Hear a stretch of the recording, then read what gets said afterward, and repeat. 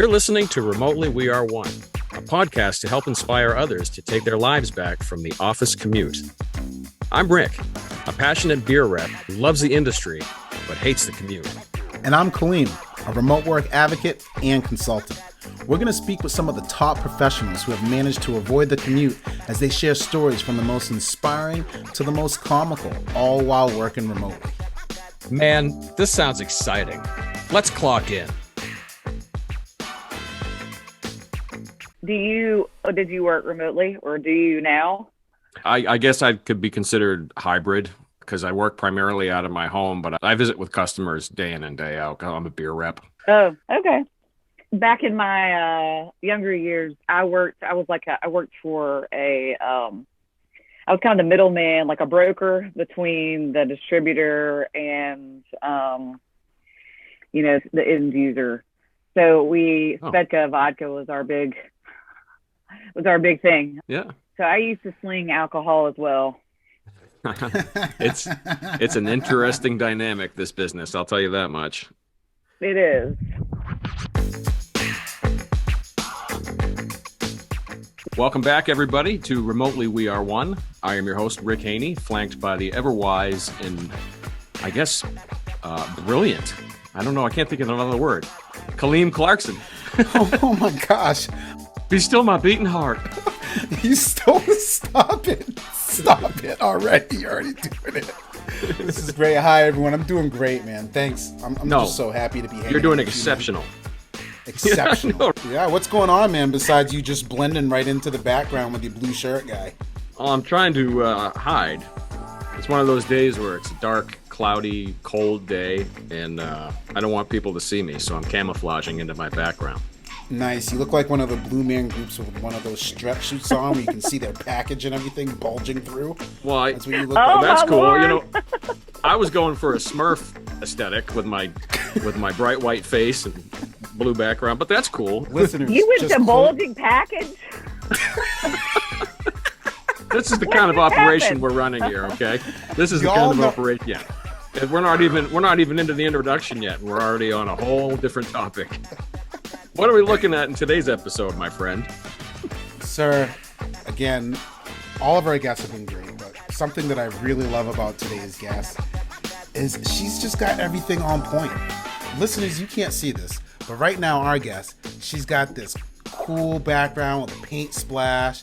She's got this dope sweater on that's matching with a turtleneck. She's just on point. Not only that, but she's been working remotely for 9 years. So she's no rookie to this. You know what I mean? Interesting, yeah. She's also, and I've worked with attorneys before. Hey, I love all you attorneys. Love you all. But she's currently a fractional lab coach for lawyerists. I know how hard that can be. Some of y'all attorneys are very opinionated. Listen to our guest. And today when we found out that her favorite artist is Lionel Richie. Oh, not enough O's and smooth. Reconfirm. All night long. Oh, Lord. Please don't. All night. Not enough O's and smooth, ladies and gentlemen. Kaleem Clarkson. Not enough O's and smooth. No, nowhere smooth as him. Can you rock leather pants? That's the other. No, ma'am. No, ma'am. No, ma'am. Leather pants. Oh, gosh. I'm going to get some just because of this. Last but not least, she's the founder of Work Well Wherever, which is a remote work coaching and consultancy for small business. Everyone, listeners, viewers, please give a warm welcome to Miss Maryellen Stockton. Everyone. Yay! I love it. Welcome, Maryellen. We are so happy to have you here. Yeah, thanks for having me. I don't know what I'm about to get into, but I have somewhat of an indicator after listening to a few episodes. Oh, nice. Thank you for listening. We appreciate it. We appreciate that. Of course. Yeah, so we all know why we're here, and you thank you for listening as well. Given your vast experience in all these 9 years with remote work, can you tell us a little bit about your initial experience in the industry and how you got started? So it all started when I had kids. My first child, actually. Mm-hmm. because I still wanted to be able to work and contribute. And I knew that there had to be something that I could do that wasn't just data entry, working from home. And so I wrote down a date on my calendar to leave my last employer, and I did not give up until I found a remote position. And so I worked for a remote company for 5 years and then started my own company almost 3 years ago. Fantastic. What was that transition like for you? Just so I'm clear, you had remote experience, several years of experience before you broke out on your own. Is that right? I did. And the whole driver behind my company was really that initially it started with I wanted more people, and especially women and moms, to be able to have the flexibility that I had. And I originally coached and worked with individuals, and then slowly I moved into coaching more companies and consulting companies because I realized if they could do it well, then they would have more jobs and people would have more flexibility. So, yeah, I think for a lot of people who were kind of forced into COVID and were able to be around their family a lot more, probably got a little bit of an experience of what you were talking about earlier. I want you to talk a little bit more about that idea of a working mom. I feel like it's been lost a lot in this conversation of remote work. A lot of people are talking about, oh, well, we don't have daycare. Well, that wasn't really what you were talking about. You were talking about, hey, I'm a boss before I had kids. I could be a boss while I have kids. I'm knowledgeable. I have something to give back. So for a lot of mothers out there and fathers too who are thinking about this thought of, hey, I know I'm going to take some time off to raise my children, but I still want to keep my memory muscles. I still want to keep my knowledge up to par. So can you talk about the desire for you wanting that when you started looking? Like, what was that like? Yeah, you don't ever know until once you have kids. And I'd always worked up until I had kids. And then my husband and I lived overseas for 3 years in Tanzania. And when we came back was when my son was almost a year old. And I really started thinking, like, I want to be able to have time with him when he's little. I want to be able to pick him up from daycare. I need to have that, flexibility. My biggest concern when I took my last job, I knew I wanted to work remotely, but once I took it was, I'm a people person. I love being around people. Would I miss that working for a remote company, right? Like, we saw each other a couple of times a year. But what I found was I felt more connected to those people than I had in other jobs, even in the office. And I knew there was something to that. And so that drove me to build my business. So for me, it's more about not missing out on the important stuff. And not that you always have balance, because you don't. And certainly COVID didn't help with the balance, right? But that is the reason that I started my company, was to still have that flexibility and help other people have it. And so that's always at the top of my mind when it comes to things like put the work down and try to be done by the time the kids get home from school. So you can have all of these things. It's about being able to start work earlier, start at 7, then take time off and go do that. But just that kind of flexibility and being able to work from wherever, work well wherever. Shout out. I have control of that schedule. And once I started working remotely and it just worked for me, I will never go back into another office full time again.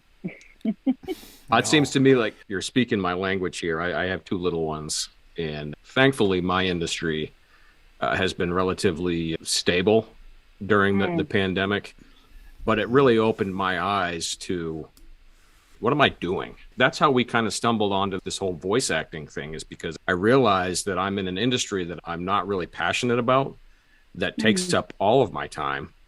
But where I really want to be is having my own home studio and working out of my house. So having said that, and you really just kind of alluded to that with your previous statement, but I guess my question is, what advice would you give to somebody in my position who is in a whole different industry and really wants to make that leap because of the flexibility that it offers? And I'm not asking about specific questions about voice acting, but how do I set myself up to make that transition? Yeah, you're already doing it. I think by doing things like this, and this is pretty common, like, so doing things outside that align with where you want to go, to be able to say, so whether it's volunteering at something, leading something, but being able to show that you can do it and do it well.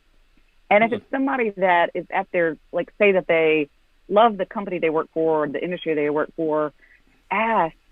I think that we forget to ask about, like, can I have this flexibility, and be prepared for what the objections are, be able to show, like, what you've accomplished and how you can accomplish things. But I think when we don't ask, we're too quick to leave our current employer, even though we love stuff about it, thinking that they would say no.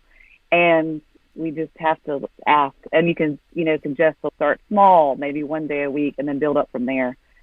But I think you're doing this is a great start in your case to moving in that direction, because you can do all this from home and still be able to connect to people.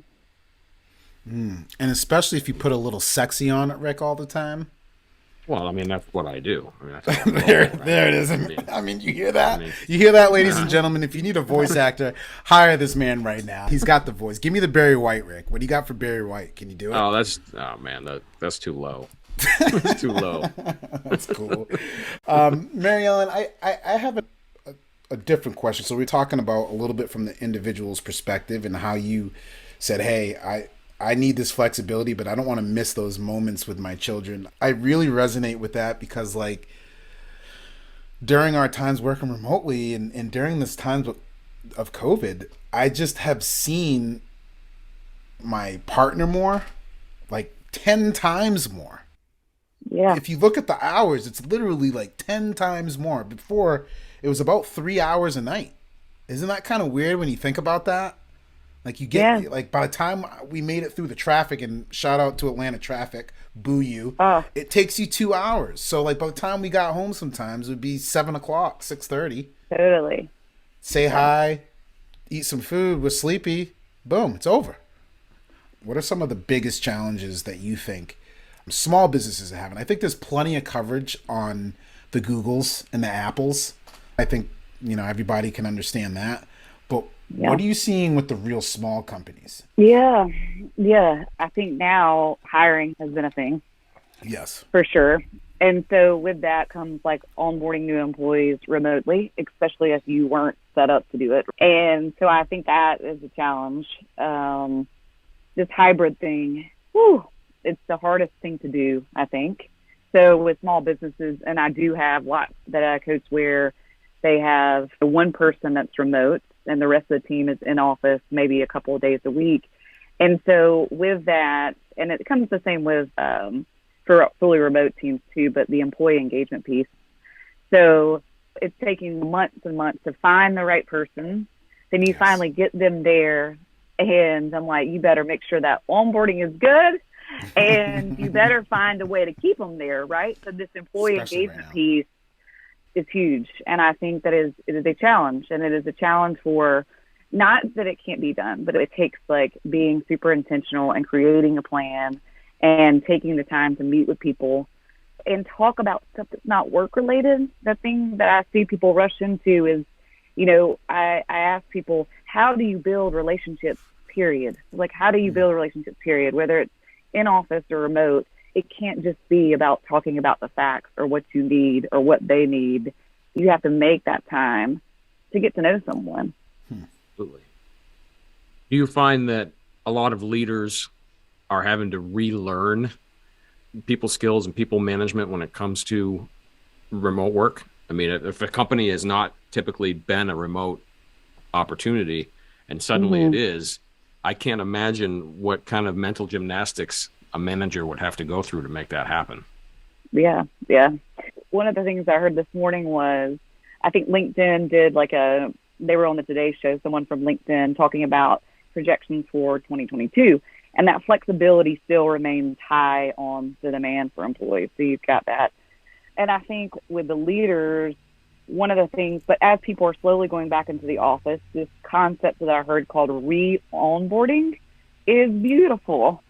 So when you talk about Re-Onboarding. I love that. Yes, I loved it too. I can't even remember where I heard it. I'm going to have to go back. But for small businesses, any type business, but you've hired these people during a pandemic, and you onboarded them remote. Some of these people have never come back into the office, have never led, so maybe they're going to go to this hybrid thing, but it is like getting them to meet other people on your team and resetting expectations and any changes that are made. So like that's one thing I see as we're moving forward. So thinking about those kind of things as people transition. So for leaders, really think about, hey, are there people that maybe, rethinking like how we did things in the past, because it has changed. With that re-onboarding, my wheels were turning so much when you said that. I'm envisioning and then onboarding. I'm envisioning how it's written. I'm envisioning my next blog post on re-onboarding. Exactly. There's so much stuff about it. But you were kind of talking about the employee who hasn't gone to the office. Right when you said re-onboarding, I was thinking re-onboarding the whole company. Well, both. We're consulting with someone right now, and it's funny because we're always telling them, like, look, the first thing that we have to do, and it's always the boring stuff. By the way, if you're ever going to engage with us, we're going to do some boring things first because they're so important. Like defining what remote work or hybrid remote looks like at your company. Yeah. Having a definition and doing that. So this idea of re-onboarding, to me, when you said that, I'm like, oh my gosh, like everyone should go through this new onboarding of what this new company looks like, because everything is different. How we interact, what the expectations are, how many times we expect you to come into the office. Maybe we now have an intranet because we didn't have an intranet before. We have a new internal communication policy. So I'm just making this up right now. But to me, re-onboarding feels like it's a thing everybody should do because you're a new company. Especially if you've transitioned from something where you were brick and mortar on-site 8 to 5, Monday through Friday, and now you're saying, no, we're going to do this hybrid remote thing, and you only have this onboarding for remote employees, which is awesome, but all your current employees haven't gone through it. Yeah, sure. And that's the other thing, that one thing that you hit on that, like, I say over and over again that my clients are probably tired of me saying, but it's about setting expectations. So if it's resetting expectations or setting expectations, I think that is also like a leadership gap where I can see it going really south if you don't set expectations up front, right? And we stay consistent, and when we're bringing on new people and to engage them going forward, it's setting expectations, setting up small wins, setting goals, sharing your goals. All these things help an employee to be engaged. I read this thing, or it's statistically shown that if you pay someone fairly out of the gate, right? So you pay them well and they feel like they are paid well for the job that they took working for your company, that it becomes less of a motivator for being an engaged employee, right? They want a sense of purpose. They want the flexibility. They want goals. They want to know how they can win. So really thinking how you can set people up for success, whether it's hybrid, whether it's remote, and this re-onboarding thing could be part of it. Oh, Maryellen, we're gonna develop the Re-Onboarding Academy after this. There you go. I'm ready. I'm ready, Kaleem. Well, you touched on something that's really got my wheels turning, and that revolves around monitoring employees and the trust levels between employee and an employer. I'm a no for monitoring. Yeah. Well, I know I am. Yeah. Yeah. I say if you hire the right person and you lead them well, then you build that trust, right? It's the same as like building a relationship. You've got to trust your employees. And so it doesn't matter where they are, where they sit, right? By setting clear expectations and having goals and making sure you're connecting and onboarding them well, then it should be a success, right? So there shouldn't ever be the thought of having to monitor them. Yeah, you said something about trust right there. Like, you do build on trust, but I do think what's a little bit different, and some of our listeners probably heard me say this before, that like the difference in the remote workspace is that you have to assume trust first. You know what I mean? Well, trust is earned. It's true. Like, you do build more trust the more you interact with someone. There's no doubt about that. Absolutely. So as a remote worker, you have to understand everything that you deliver on time, every message that you send, every response, everything in the beginning is building up that level of trust.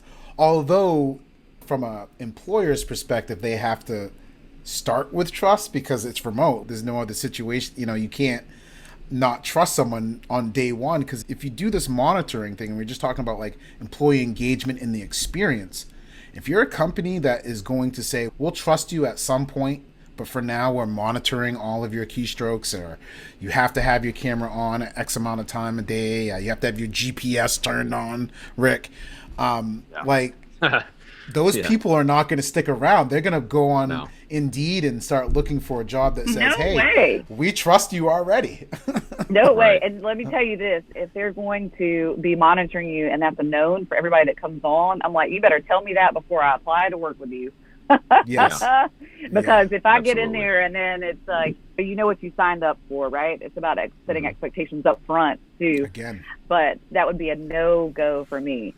Because leading well comes with trust and like earning trust and building that relationship. But also, yes, you're there to guide them if they're not doing things. So provide feedback where they're missing the mark, but you're there to guide them and like help them grow, but let them do their job, what they're hired to do. And then you can weigh in when things aren't meeting your expectations.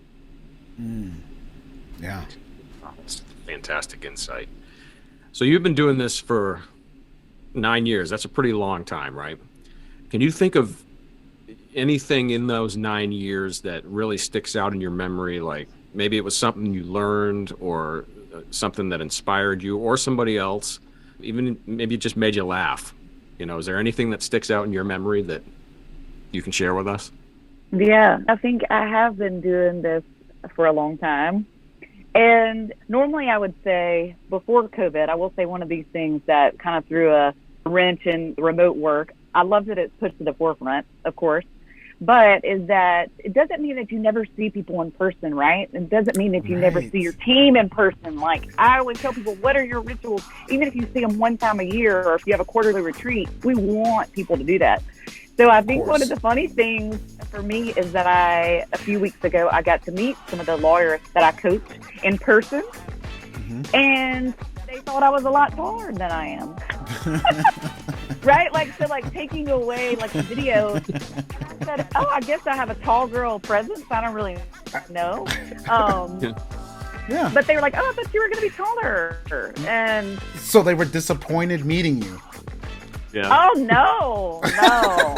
It just got better from there, Kaleem. It just got better. But you were like Patrick Swayze in the movie Roadhouse. I thought you'd be the next bigger. day I came in 3-inch heels just so I could, But it's interesting because you never think about that, right? Even for them, It's like you've been talking to these people on video for a year. And you finally meet, and it's like, whoa, like you look different, or you're, all those things. So those things are funny to me. But I think that the rewarding part of what we do is being able to see how people have transitioned and adapted through COVID and made it work. We have people that have never worked remotely before, lawyers who are extremely paper heavy, giving up their offices and hiring and onboarding and trusting and like doing all the things. It is why we do what we do. Maryellen Stockton, you have been such a pleasure to speak with, and just for tolerating our wacky senses of humor, that's a huge kudos to you. So thank you so much for joining us and being on the show. Yeah, we loved having you. Having me. I can't wait to see what you do next. I can't wait either. That's why I'm jumping on it. And Kaleem has been a big influence on me, and certainly, having the pleasure of speaking with folks like yourself who have more insight than I do is definitely valuable to me. So I will definitely stay in touch. For sure. For sure. Maryellen, tell the people in the world where they can find you, where they can find you on the social webs, where if they're a small business and you work with anyone, not just in Atlanta, Georgia. We just happen to live in the Peach State. So how can they get in contact with you? Absolutely. On social, it's just Work Well Wherever. So that's Facebook, LinkedIn, Instagram. And then my email is Maryellen@workwellwherever.com. And the same for my website. Cool. So reach out. Fantastic. Well, thank you. Well, great. Well, thank you so much. Please come back again sometime. I hope to. You've been listening to the Remotely We Are One podcast. Visit us at remotely1.com/podcast for upcoming episodes. Subscribe to our YouTube channel and download our episodes on your favorite podcast app. Hey, don't forget to clock out.